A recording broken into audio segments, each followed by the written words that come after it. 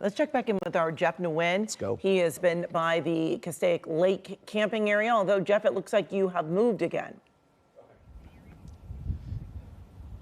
We certainly have, and if I may, I'm going to ask Fred Fielding to join me right now. He is a public information officer with the LA County Fire Department. Thank you for being so gracious with your time. Talk to me about the burn that we are seeing right now, because it moved down the hill on Lake Hughes Drive very quickly.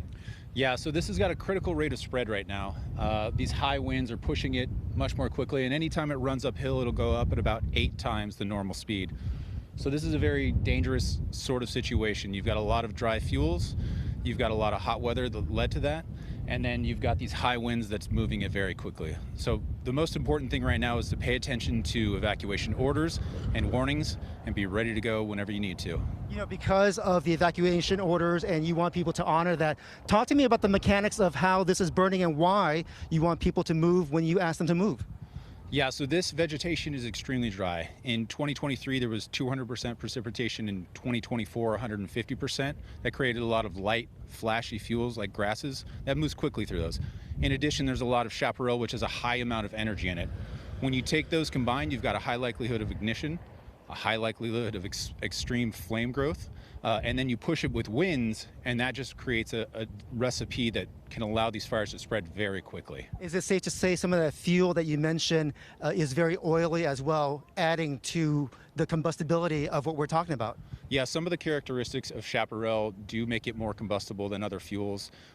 Its physical structure allows for a little bit more air in there. It does have some oils that add to that, so that makes it a little more dangerous, but it's been almost 300 days since we've had any significant rainfall. It was 282 at the start of the Palisades and Eaton fire. It's 15 days later, so that's almost 300 days where we've had any significant rainfall, on top of having all these light, flashy fuels to begin with. In terms of air resources, do you have any idea of what's up in the air and whether or not the aircraft can fly? There's all sorts of stuff that I saw when I was driving in. I saw some CL-415 Super Scoopers. I saw our public-private partnership with the Quick Reaction Force with SoCal Edison. I saw our own helicopters, the Firehawks. That's a lot of capacity to be able to put on these fires. And what that does is it can buy us time when we need to protect life and property and get ground crews in there to make sure this fire goes out. What you also need during this time is a reservoir. The lake oftentimes serves as such, but with all of this smoke and the sort of topography that surrounds this lake, does that pose any sort of challenge? At this point, there's so much water here, they're not going to run out.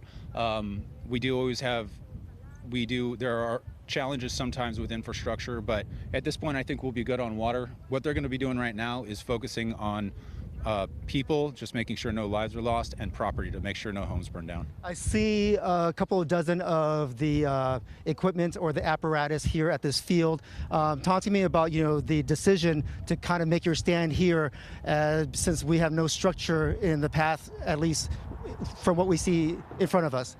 Right, so they're strategically looking at where the best places to place these units are, and they make those calculations based on projections of where their fire is going to go, in addition to what they're seeing on the ground.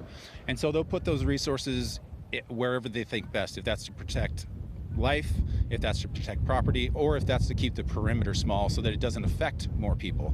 And then right in front of us, is this a wash, or does this also act as a break during this time, or is there like a lot of vegetation that kind of grew from all of the precipitation in the previous years? So this is the Castaic Lagoon. That's obviously going to act as a buffer right now.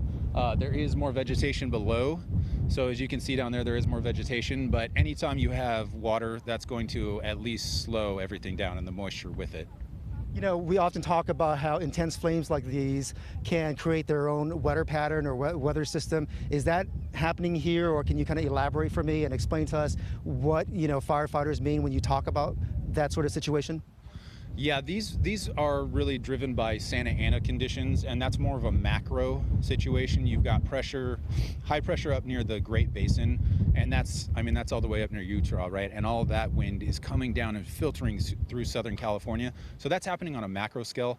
On a micro scale, sometimes you'll get channeling and funneling into canyons, and that can cause kind of erratic winds. But the typical thing for that would happen with a pyrocumulus thing, which is basically where the heat and everything it draws air from around it, so it rises and draws air in. That's not actually what's happening here. This is more Santa Ana driven from those types of weather patterns. So when it's Santa Ana driven, because what I've seen empirically, if you will, is that some of the flames have been going downhill. Is that what you're talking about instead of like rising? Typically how a fire functions, because I'm seeing just kind of coming down the hillside here. Yeah, so fires naturally want to run uphill. They preheat those areas and allow them to combust a lot more easily. When they're coming downhill, they can back, which is usually a slower progression, unless winds are able to overcome those forces. So very high winds are able to push fire downhill. And we have seen that here a bit. There is a lot of wind, and yeah, it's just a dangerous situation with these fuels in the state that they're in. I really appreciate you indulging me with all the questions about the mechanics of fire. But at the core of this, you mentioned earlier, and I want to honor that, is that this is about people and making sure people are safe. Aside from heeding the warnings, what do you want to convey to, the people who live in this area right now? Yeah, again, the brave women and men who are out there fighting this fire, it's apparent when you see this. And the protection of life and property is our utmost priority. And we're going to do everything we can to keep this as small as we can and everyone as safe as we can. I don't mean to put you on the spot, but can you rattle off the evacuation zone right off the top of your head right now, or is that a little bit too much to ask? You know what? I'm sorry, I don't know it in this, but they can go to our websites or lacounty.gov/emergency. They can go to LA PIO to look at the evacuation orders. Also, people have been using the watch duty apps, so there's a lot of resources out there, but just stay informed. Or watching news channels, listening to the radio, just make sure you're really staying informed and being very vigilant about that. Talk to me about the benefits of the Watch Duty app, because it has alerts and it gives you real-time movement of the burn, correct? You know what? I don't actually use that app, but I know people are using it, so I want to make sure we push it out there. But yeah, any tool that they have that can get them information is critically important right now. As we stand here, talk to me about what you're seeing here and explain to me, what we're looking at. Well, I mean, you're looking at rapid fire growth, right? I mean, these hills are burning very quickly, fueled by these winds. And again, it's that state of vegetation combined with these winds, and it's a recipe for very fast moving fires. What do you think is going to be the game plan in the next hour or so here? They're looking at where these fires are moving and putting people in place to defend people and homes. That's the main priority right now. Once that threat dies down, then we're going to keep working. We're doing it in conjunction with the air and ground crews to work on perimeter, but above all, life and property. At this point, when it's burning like this, when you have this sort of topography, can you get hand crews in there? Can you get dozers in there to start cutting a line?